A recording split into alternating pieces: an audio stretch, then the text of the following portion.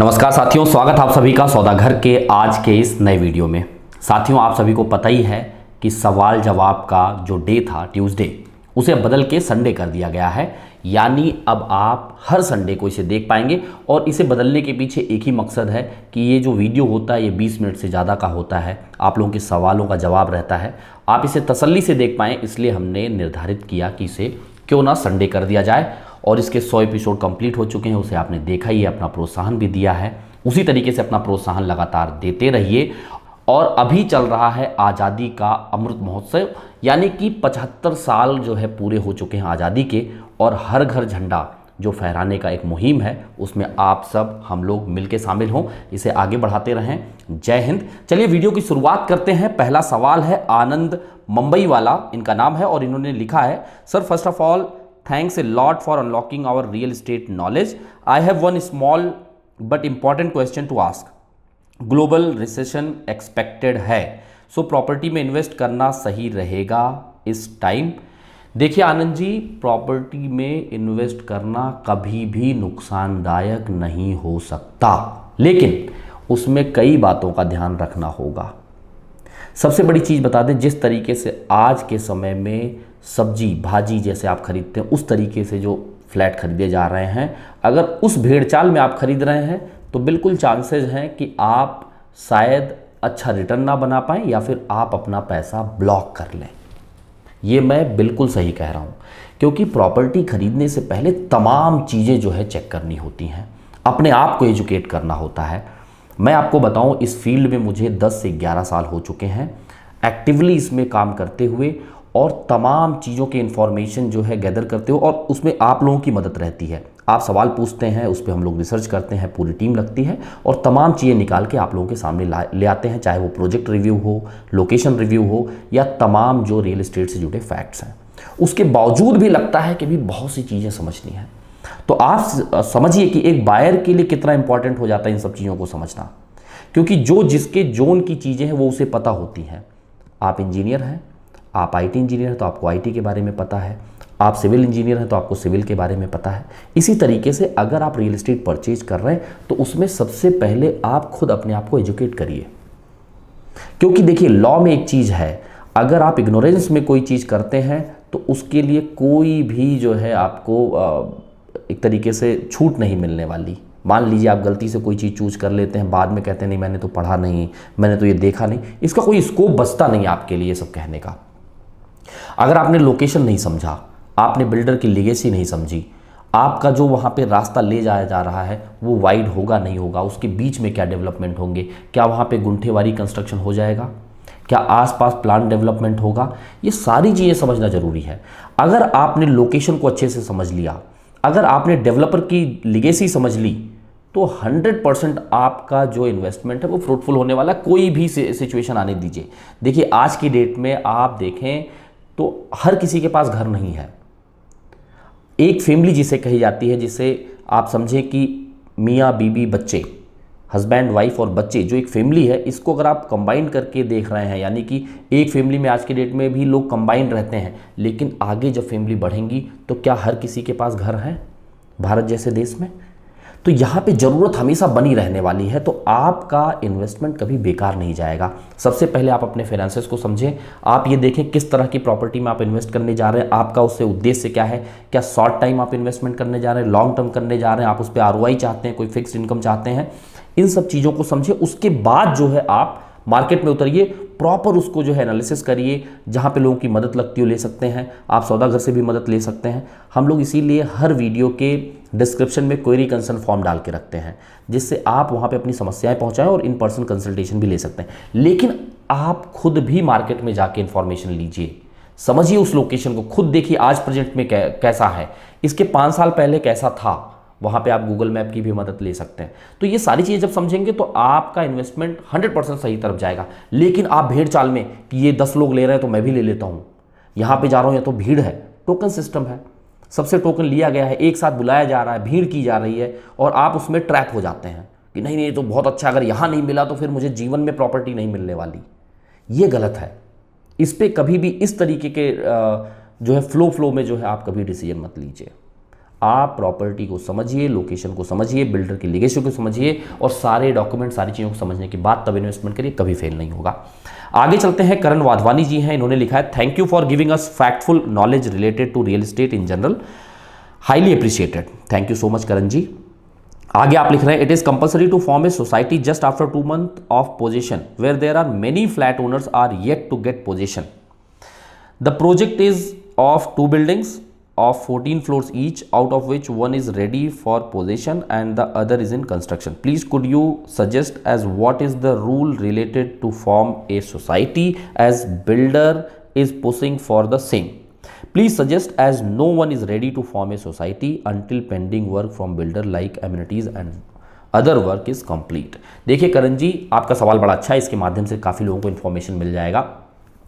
देखिए रूल क्या कहता है, अगर आपने 50% के ऊपर, मान लीजिए आपने 60% प्रॉपर्टी बेच दी है, तो फिर आप कोऑपरेटिव हाउसिंग सोसाइटी फॉर्म करने के प्रोसेस को स्टार्ट कर सकते हैं। वैसे इसमें यह चीज़ भी है कि उसका पोजीशन आना चाहिए। ऐसा भी हो सकता है कि आपके जो 2 बिल्डिंग है दोनों का अलग अलग रेरा लिया गया हो, लेकिन इसमें एक चीज़ समझने वाली बात है। पहले तो थोड़े में समझ लीजिए किस तरीके से कोऑपरेटिव हाउसिंग सोसाइटी फॉर्म की जाती है। सबसे पहले इसे नाम दिया जाता है, एक नाम सेलेक्ट किया जाता है। उसके बाद जो प्रमोटर्स है, मान लीजिए एक सिंगल प्रमोटर हो सकता है या फिर हो सकता है कि कई प्रमोटर मिलकर उसे बना रहे हो, ज्वाइंट वेंचर में बना रहे हो, तो वो एक चीफ प्रमोटर को अपॉइंट करते हैं और जो आपका नाम डिसाइड किया गया है रजिस्ट्रार उसे अप्रूवल देता है कि हाँ ये नाम अवेलेबल है, इसे आप ले सकते हैं। उसके बाद जो है आप अकाउंट ओपन कराते हैं बैंक में उसी नाम से, और अकाउंट ओपन करने के बाद जो उसका कैपिटल है, जो प्रमोटर्स के कैपिटल है उस प्रोजेक्ट के लिए, वो उसमें जमा कराए जाते हैं। और वो जमा कराने के बाद आप जो है, जब से आपने वो नाम का अप्रूवल लिया उसके 3 महीने के अंदर आपको कोऑपरेटिव हाउसिंग सोसाइटी फॉर्म करने के सारे जो प्रोसीजर हो उसे कंप्लीट कर लेने हैं। चाहे वो 7/12 हो, चाहे वो लैंड रिलेटेड डॉक्यूमेंट्स हो, वो सारी चीज़ें देके आप उस चीज़ों को प्रोसीड कर लेते हैं और 3-4 महीने उस सबमिशन की डेट से 3-4 महीने बाद आपको वो अप्रूवल मिल जाता है। अब देखिए कोऑपरेटिव हाउसिंग सोसाइटी इस तरीके से फॉर्म तो हो जाती है। अब आपके मन में ये दुविधा है, जो आपका पेंडिंग वर्क है वो कैसे होगा, जो कई बार जो है डेवलपर प्रमोटर आपसे 1 साल का 2 साल का मेंटेनेंस लेके रखते हैं एडवांस में, वो at the time of position आप देते हैं, तो उसका क्या होगा। देखिए पहली चीज़, जो प्रोजेक्ट से रिलेटेड कैपिटल आपसे लिया जा रहा है उसे कोऑपरेटिव हाउसिंग सोसाइटी के अकाउंट में ही जमा करेगा डेवलपर, अगर उसे तुरंत वो फॉर्म कर रहा है। मान लीजिए वो प्रोसेस होने में पोजीशन के बाद 6 महीने 8 महीने साल भर लग रहे हैं किसी कारणवश, जैसा आपने यहाँ मेंशन किया है कि अभी एक प्रोजेक्ट, एक बिल्डिंग अंडर कंस्ट्रक्शन, और मान लीजिए डेवलपर उस केस में थोड़ा डिले भी करता है, तो उस डेट के बाद उसके पास जितना कॉर्पस बचा हुआ है, जितना मेंटेनेंस बचा हुआ है, वो सारा का सारा अमाउंट उसे उसी अकाउंट में जमा करना होता है। तो वो चीज़ें आप उस समय वेरीफाई कर सकते हैं। दूसरी चीज़, आप जो अपना मेंटेनेंस पे करते हैं, जो आप अपना कॉर्पस अमाउंट पे करते हैं, वो at the time of position आप पे करते हैं, ना कि पहले आप पे कर रहे हैं।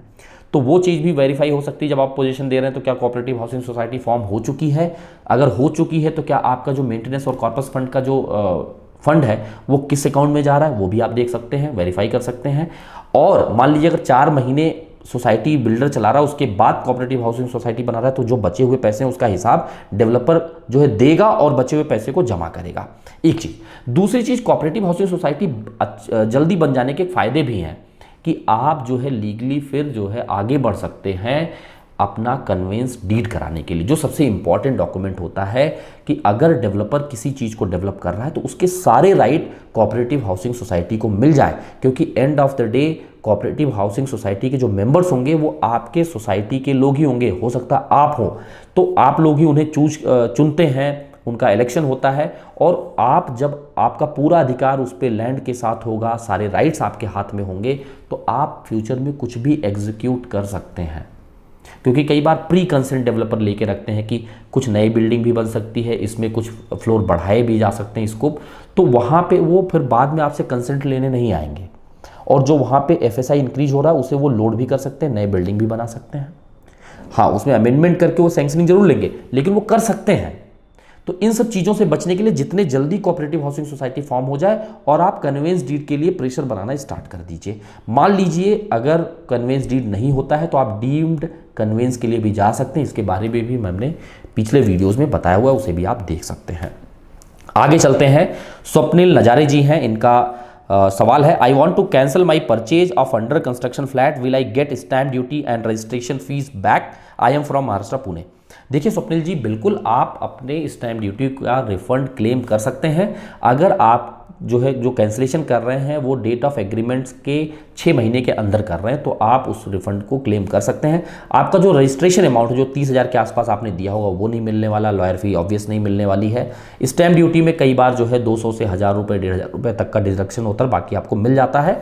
कुछ केसेस में अगर प्रोजेक्ट डिले हो रहा है, अगर मान लीजिए ऑटोमेटिकली जो है वो प्रोमोटर्स के फॉल्ट से कोई चीज़ें हो रही हैं और आपको एग्रीमेंट कैंसिल करना पड़ रहा है, उस केस में कई ऐसे चीज़ें हैं जहां पे आपको 2 साल का एक्सटेंशन मिल जाता है कि आप कैंसिलेशन डीड करने के बाद उसे सबमिट करके अपना स्टैम्प ड्यूटी 98% तक रिफंड ले सकते हैं। तो ये एक अच्छी चीज़ है आप हर किसी के लिए, पर इसके लिए मेरी सलाह रहेगी किसी अच्छे लॉयर से आप लोग जो है एक बार कंसल्ट करके ही आगे इस पर किसी चीज़ का निर्णय लीजिए। आगे चलते हैं। जनक ठक्कर जी हैं, इन्होंने लिखा है, great work done in form of Saudagar, thank you so much. I want some clarity on what is environment clearance and where can I get the required information and status of the same. देखिए Janak ji, environment clearance important हो जाता है जहाँ कहीं भी बड़े project हैं, वहाँ पे ये देखा जाता है आखिर जो एनवायरनमेंट पे इम्पैक्ट हो रहा है उसका असेसमेंट किया जाता है। आखिर कितना इम्पैक्ट हो रहा है, कहाँ से आप पानी लाएंगे, क्या वहाँ पे जो है कार्बन इमिशन कितना होगा कितना नहीं, वहाँ पे ट्रीज़, नंबर ऑफ़ ट्रीज़ कितने हैं, उसमें से कितने जो है रिमूव किए जा रहे हैं, कितने कट किए जा रहे हैं, कितने रिप्लेस किए जा रहे हैं, ये सारी चीज़ों का जो आंकड़ा होता है, कितने लोग वहाँ रहेंगे, सारे बिल्डिंग डिटेल वगैरह वहाँ पे सबमिट करना होता है। एक रिपोर्ट बनाई जाती है जहाँ पे लोकल रीजनल लेवल पे कई ऐसी एजेंसीज़ हैं जो अपनी रिपोर्ट को सबमिट करती हैं और फिर ये सेंटर से इसका अप्रूवल आता है। जहाँ तक रही बात चेक करने की, तो देखिए थोड़ा सा पेचीदा ज़रूर है जब आप इन्वायरमेंट क्लियरेंस के वेबसाइट पर जाते हैं, लेकिन हम यहाँ पर सिंप्लीफाई करने के लिए आपको एक लिंक दे रहे हैं। जुलाई 2015 या उसके बाद जितने भी जो है एप्लीकेशन किए गए हैं, न्यू एप्लीकेशन डाले गए हैं, ये लिंक क्लिक करते ही डायरेक्ट आपका जो पेज ओपन हो रहा है, वहाँ पे आप प्रमोटर नेम डालिए। हो सके तो प्रमोटर का जो फर्स्ट है, जैसे मान लीजिए कोई प्रमोटर XYZ एंटरप्राइजेस हैं, तो आप XYZ को ही जो है वहाँ एंटर कर सकते हैं। कोई एक सिंगल वर्ड भी अगर आप डालते हैं तो सर्च में वो दिखने लगेगा, तो वहाँ पे जाके आप देख सकते हैं। क्योंकि इसमें कई स्टेप हैं, कभी मैं कोशिश करूँगा कि इस पर डिटेल वीडियो बना दूँ। स्टेट वाइज भी आप सेलेक्ट कर सकते हैं, कौन जो है रिवाइज कर रहा है उसको अलग से सेलेक्ट कर सकते हैं, फ्रेश क्लियरेंस जो है वो देख सकते हैं, ये सारी चीज़ें आती। पर ये सिंपल है कि हमने लिंक पे डाल दिया, आप उसे क्लिक करिए, प्रमोटर का नाम डालिए, पहला इनिशियल वर्ड भी डालेंगे तो सर्च में आ जाएगा और उसे फिर आप देख लीजिए। उसमें तमाम रिपोर्ट होते हैं, उसे आप क्लिक करेंगे, कितने डॉक्यूमेंट सबमिट किए गए हैं, उसका रिपोर्ट कैसा बनाएगा, वो सारा कुछ आप जाके वहाँ पे पढ़ सकते हैं। उसका स्टेटस क्या है ऑब्वियसली वो पेज के मेन पे ही दिख जाएगा जैसे आप सर्च करेंगे। कुछ और रह जाता है, कुछ और बच जाता है तो आप कमेंट में लिख के ज़रूर बता दीजिए। आगे चलते हैं। ध्रुविन शाह जी हैं, इन्होंने लिखा है, hello sir, thanks for educating us through your videos always, thank you so much Dhruvin ji. आगे आपने लिखा, और society has 5 wings, 3 wings got OC on 30th August 2020 and other one got OC in June 21 and last wing got OC in December 21. So I want to know my wing occupancy certificate was August 2020 and have not received any property tax demand yet. So am I liable to pay property tax post OC or only after all wing got OC? Also, is there any other document called as completion certificate which is issued post OC or prior to OC? देखिए 2 सवाल हैं आपके ध्रुविन शाह जी। पहले सवाल का जवाब दे देते हैं।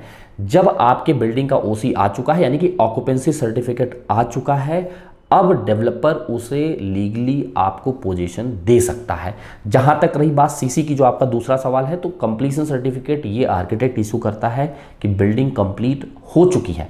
बिल्डिंग कंप्लीट होने का मतलब ये नहीं होता है कि वो रहने के काबिल हो गई है, जिसे हम OC कहते हैं, ऑक्यूपेंसी, यानी कि अब ये ऑक्यूपाई करने के काबिल हो चुकी है। और OC जो है वो अलग अलग डिपार्टमेंट के स्क्रूटनाइजेशन के बाद ही जो है लोकल जो अथॉरिटीज़ हैं वो इशू करती हैं कि अब आप यहाँ पे रह सकते हैं। जो फायर के जितने नॉर्म्स से उसे फॉलो किए गए हैं, जिस हिसाब से लेआउट की सैंक्शनिंग ली गई थी वैसा बनाया गया है, और तमाम और भी जो चीज़ें आपके सोसाइटीज़ में होती हैं उसे वेरीफाई करके फिर OC दे दिया जाता है। तो CC की बात तो यही खत्म हो जाती है, क्योंकि वो बिल्डिंग कंप्लीट होते ही आर्किटेक्ट इशू कर सकता है, और जो कंप्लीशन से आपका डिमांड होता है, लास्ट डिमांड, वो भी डेवलपर आपसे रेज कर सकता है। अब रही बात कि ओसी जो जिस दिन आपके बिल्डिंग का आया है, क्या उसी दिन से प्रॉपर्टी टैक्स कैलकुलेट होगा? बिल्कुल, जिस दिन आप पोजीशन ले रहे हैं और ओसी जिस दिन आपके बिल्डिंग का आ रहा है उसी दिन से वो कैलकुलेट होगा।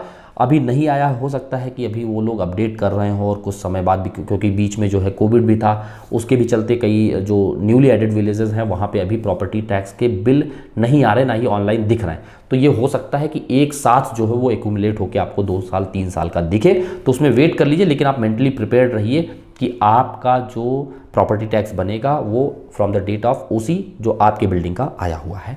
आगे चलते हैं, सचिन तिवारी जी हैं, इन्होंने लिखा है what to do if builder is counting enclosed area both in carpet as well as enclosed balcony, thus counting it twice and marketing it as total carpet area. Can we complain against the builder or get refund of extra square feet claimed on paper that doesn't exist? Since enclosed is already part of rooms, thus it is getting counted twice. देखिए सचिन तिवारी जी, आपका सवाल बड़ा अच्छा है। ये ऐसे सवाल पहले बहुत ज़्यादा आया करते थे, क्योंकि एनक्लोज्ड बैल्कनी का एक कंसेप्ट आ चुका था। हर एक जो है प्लान में आपको एनक्लोज्ड बैल्कनी दिख जाते थे बिफोर डीसी, जो नया डीसी रूल आया उसके पहले। अब इसमें क्या है बाद में और पहले क्या था, इसे थोड़े में समझा देते हैं आपको। पहले क्या होता था, जो आपका मेन कारपेट एरिया है, मेन कारपेट एरिया कहने का मतलब रेरा कारपेट, जो आपके आउटर वॉल के अंदर का एरिया है, तो उसके अंदर अगर मान लीजिए कोई बाइफर्केटिंग वॉल भी है तो वो भी कारपेट का हिस्सा मानी जाती थी, एक्सेप्ट आपका बैल्कनी, कोई आपका ड्राई बैल्कनी है, कोई टेरेसेस, उसे हटा दीजिए और जो आपका आउटर वॉल है उसका एरिया हटा दीजिए, वॉल का अंदर के सारे वॉल के एरिया को जोड़ लीजिए, रूम के एरिया जोड़ लीजिए, किचन, बाकी सब जितने भी एरिया हैं वो आपका रेरा कारपेट हुआ करता था। टोटल कारपेट के लिए डेवलपर क्या करता है, आपके टेरेसेस, ड्राई बैल्कनी और बैल्कनी को जोड़ देता है। तो जो आपका मेन कारपेट होता था उसमें 15% का लेवरेज मिलता था कि डेवलपर बैल्कनी दे सकता है, उसके जो सैंक्शनड एफएसआई है उसमें से वो एरिया कंज्यूम नहीं माना जाएगा। जैसे अभी नए रूल के हिसाब से क्या है, आप चाहे टेरेस बनाओ चाहे बैल्कनी बनाओ, रूम में कंज्यूम करो उस एफएसआई को, पूरा एफएसआई काउंट होगा 100%। लेकिन ये आपका 2019 में, 2020 के पहले ये सब चीज़ें नहीं थी। वहाँ पे जो आप मान लीजिए आपका रेरा कारपेट 700 स्क्वायर फीट है तो 15% कितना हो गया, लगभग आप समझ के चलिए कि 100 स्क्वायर फीट के आसपास आपको लिवरेज मिल जाता था। यानी उतना स्क्वायर फीट आप अगर टेरेस में बना के देते हैं तो वो आपके सैंक्शनड एफएसआई से कंज्यूम नहीं माना जाता था। उसके चलते डेवलपर क्या करता था, मान लीजिए आपके रूम की साइज 10x13 है तो उसमें 3 फीट की जो लेंथ है उसमें से 3 फीट उसने सैंक्शनिंग ले रखा है एज ए एनक्लोज बैल्कनी, यानी कि 3x10 का एरिया, 30 स्क्वायर फीट जो उसका एरिया है, टोटल 130 स्क्वायर फीट आपके रूम का साइज बन रहा है 13x10 का, उसमें से 3x10 उसने एनक्लोज बैल्कनी की सैंक्शनिंग ली हुई है। अब वो क्या हो गया, वो आपका एफएसआई में उसके कंज्यूम नहीं हुआ, लेकिन वो आपसे पूरा चार्ज कर रहा है, तो वो लीगल, उसमें कोई दिक्कत नहीं है। ऐसा नहीं कह सकते आप कल को जाके कि वो 30 स्क्वायर फीट का पैसा क्यों ले रहे हो, वो एक अलग चीज़, वो टेक्निकल ग्लिच था जिसे बाद में इंप्रूव किया गया, तो उसको आप क्लेम नहीं कर सकते, पर आपको समझने के लिए मैं यहाँ पे बता रहा हूँ। तो 30 स्क्वायर फीट जो आपका है वो तो आपका एनक्लोज बैल्कनी का हिस्सा है, प्लस जो 100 स्क्वायर फीट है वो आपके रेरा कारपेट का हिस्सा है। अब आपको ये लग रहा है कि 13x10 जो लिखा जा रहा है, एक बार तो 13x10 वो रूम में भी दिखा रहे हैं, जो आपका यहाँ पे कंफ्यूजन है, दूसरा जो है आप जो है इसे एनक्लोज बालकनी में भी दिखा रहे हैं अलग से, तो ये 2 बार काउंट हो रहा है। देखिए ऐसा कतई नहीं हो सकता है, ऐसा वो कर ही नहीं सकते हैं, ना कोई डेवलपर कर रहा होगा, ये कंफ्यूजन है। क्योंकि आपको रूम का साइज वो दिखा रहा है 13, लेकिन उसमें 3 feet as a enclose balcony की सैंक्शनिंग है, लेकिन इसका मतलब ये नहीं है कि 13x10 आपका रूम है फिर से एनक्लोज बैल्कनी, नहीं, इसमें आपका 10x10 का जो रूम है वो रेरा कारपेट के हिसाब से लिया गया है, और 3 फुट बाई 10 का जो एरिया बच रहा है वो एनक्लोज बैल्कनी की सैंक्शनिंग लेके इसी में जोड़ दी गई। एनक्लोज बैल्कनी यानी कि वो एनक्लोज हो सकती है, तो रूम का पार्ट ही है आपके, तो डबल काउंट नहीं हो रहा है, वो आपका 13x10 का एरिया है जिसमें से 3 फीट जो है आपका एनक्लोज बैल्कनी की सैंक्शनिंग के हिसाब से और बचा हुआ हिस्सा रेरा कारपेट के हिसाब से। तो आप उसको डबल मत समझिए, जो आपका टोटल कारपेट होगा उसमें वो एनक्लोज बैल्कनी नहीं जुड़ा हुआ है, वो total carpet plus enclose balcony plus आपके टेरेसेस और बैल्कनी जुड़े होंगे, उससे आपका जो है फुल एरिया, टोटल एरिया बन रहा है। फिर भी अगर आपको लग रहा है तो एक बार आप रेरा कारपेट चेक करा लीजिए। अगर डेवलपर वहाँ पे इस तरीके से कर रहा है, जो कि मुझे नहीं लगता हो रहा होगा, क्योंकि पहले ऐसे कन्फ्यूजन्स होते थे पर ऐसा है नहीं, लेकिन फिर भी हो सकता है कि वो गलत तरीके से मार्केट कर रहा हो, और अगर आप देखते हैं, आप आर्किटेक्ट से बात करते हैं और वो डबल है, तो बिल्कुल आप महारेरा के पास जा सकते हैं, आप क्लेम कर सकते हैं, आपके पास डॉक्यूमेंट होंगे, आपके पास टोटल कारपेट एरिया उसने बताया होगा, आपके पास महारेरा कारपेट उसने बताया होगा, एग्रीमेंट में भी वही मेंशन करेगा, आपके अलॉटमेंट लेटर में भी वही दिया होगा, तो बिल्कुल आप फाइट कर सकते हैं। लेकिन यहाँ पे ये कन्फ्यूजन मैं दूर करना चाहूँगा कि उस चीज़ को टोटल एफएसआई जो उसकी सैंक्शन है वो कंज्यूम ना हो जाए, इसकी वजह से वो इनक्लोज बैल्कनी दिखाया करते थे, पर वो होता रूम का हिस्सा ही था। अब जब आपका रेरा कारपेट लिखा जाता है तो उसमें एनक्लोज बैल्कनी का एरिया नहीं जुड़ा होता है, उसे वो प्लस प्लस करके दिखाते हैं और तब आपका टोटल एरिया बना देते हैं। तो इस तरीके से पहले इसे आप एक बार क्रॉस वेरीफाई कर लीजिए। उसके बाद जो मैंने दूसरी चीज़ आपको बताई, अगर ऐसा हो रहा है तो बिल्कुल आप कंप्लेन करिए। आगे चलते हैं। उमेश नेमाड़े जी हैं, इन्होंने लिखा है, मेरे पिछले सवाल का जवाब आपकी वीडियो से मिला, उसके लिए धन्यवाद। मैं चरोली पुणे के आसपास लैंड एनए प्लॉट देख रहा हूं, क्या आप मुझे कोई अच्छा सा लैंड बता सकते हैं जिससे प्लॉट खरीदने से आगे कुछ प्रॉब्लम ना हो? प्लॉट खरीदते समय कौन कौन से डॉक्यूमेंट देखना जरूरी होता है? प्लॉट बेचने वाले जो डॉक्यूमेंट दिखाते हैं उसे किस तरीके से वेरीफाई करें कि वो सही है या गलत? देखिए उमेश जी, बड़ा अच्छा सवाल है आपका। इसमें मोटे तौर पे देखिए, एक चीज़ मैं आपको बता दूं, किसी को इस तरीके से जो है मैं तो नहीं कह सकता कि जाइए आप ये प्लॉट खरीद लीजिए बहुत अच्छा है, क्योंकि उसे पूरी तरीके से जब तक वेरीफाई ना कर लिया जाए, उसका सर्च रिपोर्ट ना देख लिया जाए, तब तक किसी के बारे में ये कह पाना कि बहुत अच्छा है, ये ख़राब है, ये दोनों चीज़ें गलत रहेंगी। लेकिन हाँ, यहाँ पे आपको कौन कौन से डॉक्यूमेंट वेरीफाई करने चाहिए, सीधी सी चीज़ है, पहले तो आप लैंड टाइटल देख लीजिए वो किसके नाम पे है, क्या जो आपको बेचना है उन्हीं के नाम पे लैंड पार्सल है, या फिर कहीं ऐसा तो नहीं पावर ऑफ अटॉर्नी पे उसे बेचा जा रहा है। दूसरी चीज़, कई बार क्या होता है कि देखिए एनए प्लॉट्स के नंबर बहुत कम है, क्योंकि एनए प्लॉट जो है कराने के लिए मिनिमम 25 एकड़ का लैंड पार्सल लगता है, वह या तो सिटी के अंदर या आसपास कम लोगों के पास इतना बड़ा लैंड पार्सल, और अगर किसी के पास है भी तो वो चाहते हैं कि उस पर प्रॉपर डेवलप्ड जो है कोई स्कीम बनाई है, क्योंकि वहाँ पे प्रॉफिट ज़्यादा होगा। क्यों प्लॉट केवल एनए करा के उस पूरे प्रोसेस में जाके और फिर मैं प्लॉट क्यों बेचूँ, क्यों ना उसमें बिल्डिंग बना दें और आने वाले हम उसे 5 साल 10 साल तक बनाते रहेंगे और अच्छा खासा मुनाफा उस पर हम कमाते रहेंगे। तो यही कारण है कि आपको एनए प्लॉट कम दिखते हैं। अब क्या होता है, लोग जो है फिर एक तरीके से सेती नाविकास जोन, जिसे हम एग्रीकल्चर नॉन डेवलपमेंट जोन कहते हैं, उसमें जाके प्रॉपर्टी खरीदते हैं और कहीं ना कहीं फिर उसमें डॉक्यूमेंट हो नहीं रहा है। फिर कंबाइंड डॉक्यूमेंट लोग कर देते थे, 5 लोगों को मिला के 10 लोगों को मिला के 11,000 स्क्वायर फीट कंप्लीट करा के कंबाइंड डॉक्यूमेंट होता था, तो सबको उसकी जो है एक ट्रू कॉपी जो है दे दी जाती थी आपस में, या तो फिर वो जो है पावर ऑफ अटॉर्नी भी कर लेते थे कि हमें इस लैंड पार्सल के जो है सेल परचेज करने का अधिकार है। लेकिन यहाँ पे देखिए अभी गवर्नमेंट ने इन सब चीज़ों को बंद कर रखा है टुकड़ाबंदी कायदा के अंतर्गत। तो अब आपका क्या होता है कि जब भी आप, अगर मान लीजिए कभी आपको सेती नाविकास जोन का लैंड खरीदना ही पड़े, आप 11,000 स्क्वायर फीट खरीदने की कैपेसिटी में भी हैं, तो आप ये देख लें वहाँ से कोई डीपी रोड वगैरह तो नहीं जा रहा है, कोई ऐसा प्लान तो नहीं है, कहीं वो ऐसा तो नहीं कि वो एमिनिटी प्लॉट तो नहीं है जो आप खरीद रहे हैं। क्योंकि आज तो आप खरीद लेंगे, फ्यूचर में जब कभी आप कंस्ट्रक्शन करने जाएंगे, या हो सकता है कंस्ट्रक्शन के पहले ही वो लैंड एक्विजिशन चालू हो जाए, वहाँ से रोड जा रहा हो और आपको वो कंपनसेशन ना मिल पाए जो आप एक्सपेक्ट कर रहे हो। क्योंकि कई बार ऐसे केसेस में क्या होता है कि जो आपका रेडी रेकनर रेट होता है वो बहुत कम होता है, लेकिन मार्केट प्राइस ज़्यादा होता है और आप मार्केट प्राइस पर खरीद रहे होते हैं। जो ऊपर का पैसा होता है या तो आप कैश में देते हैं या तो आप किसी और अकाउंट से घुमाते हैं। तो इसके चलते हो सकता है कि आपको उसका कंपनसेशन सही ना मिल पाए, और वैसे भी आप कंपनसेशन के लिए तो प्रॉपर्टी खरीद नहीं रहे हैं, आप अपने घर के लिए खरीद रहे हैं, तो कहीं ना कहीं आप उस पर घर बनाने का ही सोचेंगे। तो हमेशा ये चीज़ देख लें कि वहाँ पे कोई गवर्नमेंट के द्वारा DP plan, development plan, regional plan, कोई ऐसा रोड तो नहीं है वहाँ पे, कोई एमिनिटी प्लॉट तो नहीं है वहाँ पे। ये सब चीज़ें चेक करके तभी आप जो है एग्रीकल्चर नॉन डेवलपमेंट के प्लॉट खरीदिए। और अगर हो सके तो एनए प्लॉट भी अगर आप खरीदने जा रहे हैं तो उसका टाइटल सर्च जरूर करा लीजिए कि किस तरीके से उसका जो है लैंड जो है ट्रांसफ़र हुआ है। जो आपको बेच रहे हैं वो खुद वही ओनर बेच रहा है या फिर वो पावर ऑफ अटॉर्नी पे बिकवा रहे हैं किसी के थ्रू। यदि खुद ओनर भी बेच रहा है तो क्या जो पहले वाले लैंड ओनर से खरीदा गया, क्या टोटल लैंड पार्सल ट्रांसफ़र हो चुका है? जब आप सर्च टाइटल किसी अच्छे लॉयर से कराएंगे तो सारा ब्यौरा पिछले 30 साल 50 साल का निकल के आ जाएगा, किसकी प्रॉपर्टी थी, किसने किसको बेची, किसकी एंसेस्ट्रल थी, ये सारी चीज़ें आपके सामने आ जाएंगी। उसे तसल्ली से पढ़ के फिर आप आगे बढ़िए। प्रॉपर्टी खरीदने से पहले कहीं भी अगर आपको ये लग रहा हो कि मैं बस अब इस चीज़ को खरीदने वाला हूँ, मुझे सही लग रहा है, वहीं रुकिए। अब आप एक बार ये देखिए, क्या मैंने सारी चीज़ें समझ ली हैं, क्या मैंने इसके प्रोफार्मा एग्रीमेंट को पढ़ लिया है, अगर वो अपार्टमेंट वगैरह है, फ्लैट है, क्योंकि ये आपको महारेरा की वेबसाइट पे भी मिल जाता है। अगर आप लैंड खरीद रहे हैं तो क्या उसका सर्च टाइटल आपने करा लिया है, कराने के बाद क्या आपने उसको पूरा अच्छे तरीके से पढ़ लिया है, अगर कोई कन्फ्यूजन है तो क्या आपने उस लॉयर से जो है कंफर्म कर लिया है, क्रॉस वेरीफाई कर लिया है, उसके बारे में जान लिया है। ये सारी चीज़ें करने के बाद, यानी कि इन शॉर्ट आप अपने आप को एजुकेट करिए। बिना अपने आप को एजुकेट किए, बिना अपने आप को पूरी जानकारी दिए कि आखिर ये जो मैं चीज़ खरीद रहा हूँ इसकी पूरी जानकारी है क्या मेरे पास, कहीं भी कोई डायलेमा है, कहीं कोई कन्फ्यूजन है तो आप हमें कमेंट सेक्शन में लिख के ज़रूर बताएं। आशा करते हैं साथियों आप सभी को सौदागर का प्रयास पसंद आ रहा होगा। यदि पसंद आ रहा है तो वीडियो को लाइक शेयर कर दीजिए, जिससे तमाम लोगों को ये जानकारियाँ मिलती रहें। यदि आप नए जुड़े हैं सौदागर से तो अपने चैनल को सब्सक्राइब करके बेल आइकन प्रेस कर लें। जल्द मिलेंगे एक नए वीडियो के साथ, एक नई जानकारी के साथ। तब तक के लिए धन्यवाद, नमस्कार।